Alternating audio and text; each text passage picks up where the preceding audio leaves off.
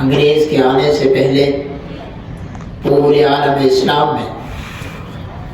تعلیم کا نظام ایک تھا۔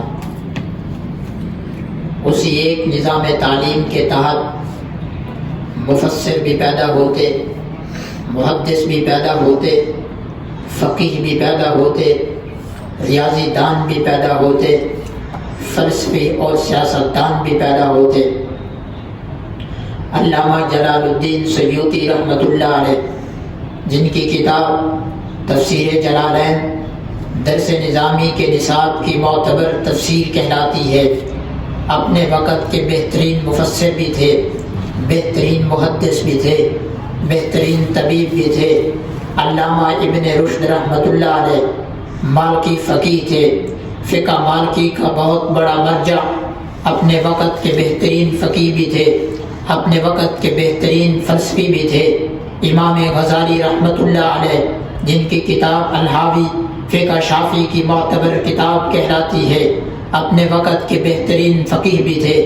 اپنے وقت کے بہترین فلسفی بھی تھے۔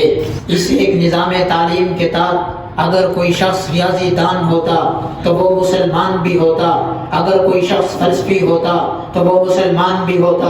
اگر کوئی شخص سیاست دان ہوتا، قانون دان ہوتا تو وہ مسلمان بھی ہوتا۔ صرف مسلمان نہ ہوتا بلکہ اسلام اس میں رچا بسا ہوتا۔ لیکن جب عالم اسلام پر مغربی طاقتوں نے قدم رکھے اور خاص طور پر بر صغیر میں انگریز نے اپنے قدم جمائے، سیاست پر غالب آئے، تو ہمارے نظام تعلیم کو لادینی نظام بنا دیا، جس میں دین کا کوئی تصور نہیں تھا۔ اس کے خلاف دیوبند کی تحریک چلی، جس کے نتیجے میں دارالعلوم دیوبند وجود میں آیا، جس کا بنیادی نصب العین یہ تھا کہ قرآن و سنت کے علوم کو اپنی صحیح شکل و صورت میں محفوظ رکھا جائے، ایسے لوگ تیار کیے جائیں جو قرآن و سنت کے حامل ہو، جو قرآن و سنت کے علوم میں ماہر ہو۔ یہ سلسلہ چلتے چلاتے 1947 میں پاکستان آزاد ہوا۔ پاکستان آزاد ہونے کے بعد ارباب حکومت کو مفتی اعظم پاکستان مفتی محمد شفیع صاحب رحمۃ اللہ علیہ